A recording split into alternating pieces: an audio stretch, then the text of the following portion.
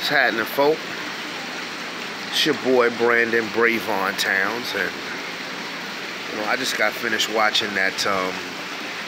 About an hour ago, the national championship game, Baylor and Gonzaga.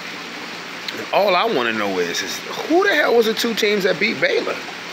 Because I've been watching them all tournament, and I was like, yo, these dudes can shoot. And but I mean, every year I watch Baylor, they always have like superior athletic players, but it never can seem to translate in a tournament. Even though last year I think they would have got a #1 seed last year had it not been for the pandemic. But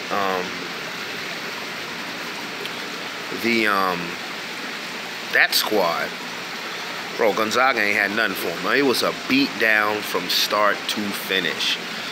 And that dude Butler,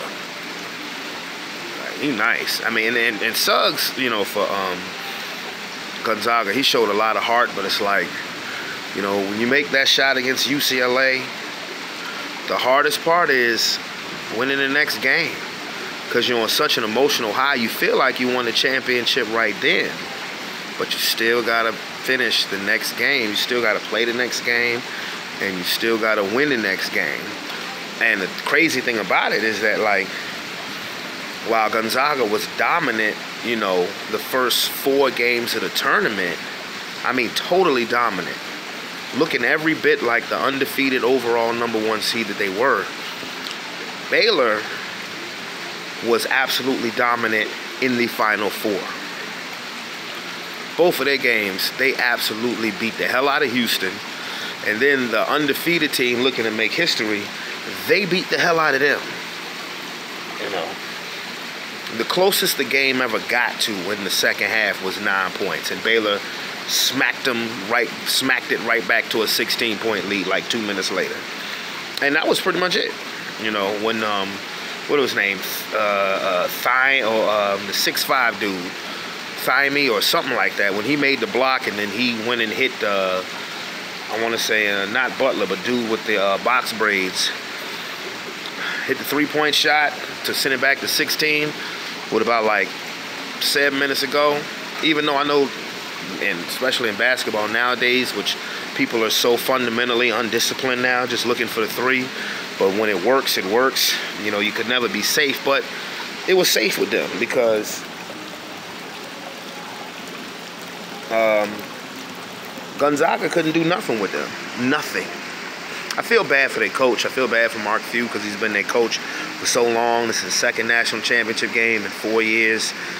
And, you figure this team would have got it done. But, I mean, I think eventually, because he ain't going nowhere. You know what I'm saying? I think eventually in the next couple of years, he's going to get one. He's going to get one. Because I think a lot more major recruits are going to be looking to come there. They're going to be looking to come there because the results don't lie. Gonzaga went from mid-major Cinderella 20 years ago to really national powerhouse over the last 5 years. They're a national powerhouse without a championship. And the shit happens. I mean, you look at Michigan State, even though they haven't won a championship in 21 years, since 2000, but they're still considered a national powerhouse. They're still considered a quote-unquote blue blood because they consistently are getting to the Final Four or getting to the Elite Eight. And that's been pretty much Gonzaga, particularly over the last 5-6 years. So, they right there. They'll get it. You ain't getting Jalen Suggs ain't coming back. Timmy ain't coming back. They gone. NBA. Now, Jalen Suggs has a chance to be a star in the NBA. Timmy is going to be, he's going to have a long career because he's a big man. He's going to be one of those garbage-type, junkyard dog-like effort-type players in the NBA. Possibly making an all-star team, like maybe one. But I see him having a career like, I don't know, like Tyler Hansbrough, something like that. Somebody who just sticks around. Next thing you know, oh, he's been in the league for 10 years, But Jalen Suggs, he got a chance. Them boys from Baylor, though, man, them boys can flat out play. They can play. And when I watched them, I want to say it was not the Elite Eight against gaming. I mean, not the Final Four game against Houston, because I saw that shit coming. But I want to say it was their Elite Eight game. And I was like, yo, if it's one team that can beat Gonzaga, if it's one team maybe Gonzaga don't want to see, it's them dudes. But, you know, Gonzaga was playing so well at the time, I was like, I don't know. And, you know, then you had the game against UCLA. And UCLA, you know, for that particular team, they was just playing. They were playing out of their minds, you know. And that was the best game in the tournament by far, you know.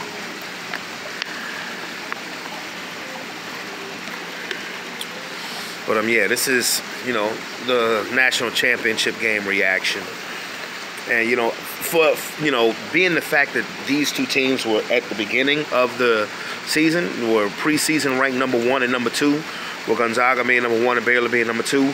This is the national championship game you wanted, but it was not the national championship game you wanted, if you understand what I'm saying. Not saying that everybody wanted Gonzaga to win, but Baylor beat the dog shit out of them from start to finish, wire to wire. Gonzaga never led. It was a wire-to-wire victory, and I don't know, you know, when I think of national championship games, when it comes to number 1s versus number 2s, particularly throughout the whole season, where you have an all-time great game, I think of the '99 national championship game. I think of Duke versus UConn. You know, you don't know if you guys remember that game, the players who were in that game. Duke had Elton Brand, Shane Battier, William Avery, Chris Carrawell, Trajan Langdon, and they were number 1 for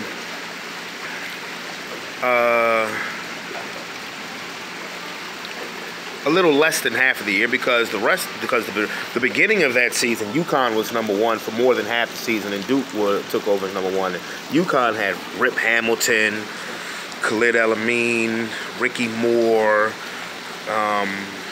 you know, Freeman,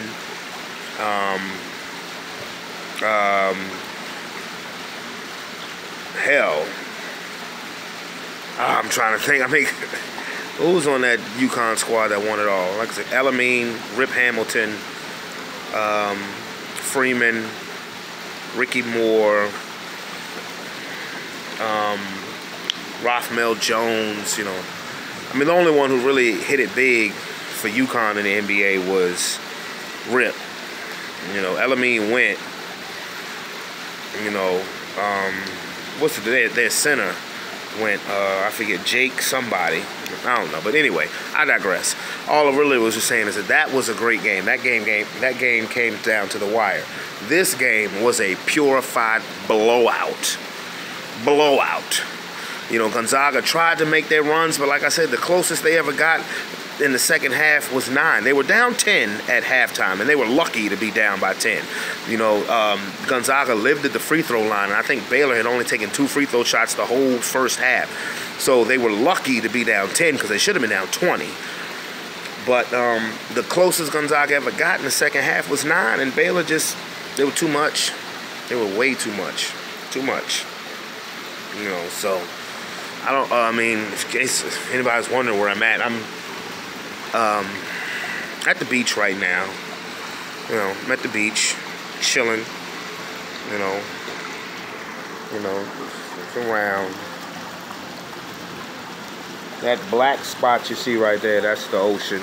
You know, so anyway, I'm chilling before I take it upstairs and relax a little bit more. You know, getting a little crunk in my system, even though I'm going to say it's getting some chill in my system, because I just want to relax.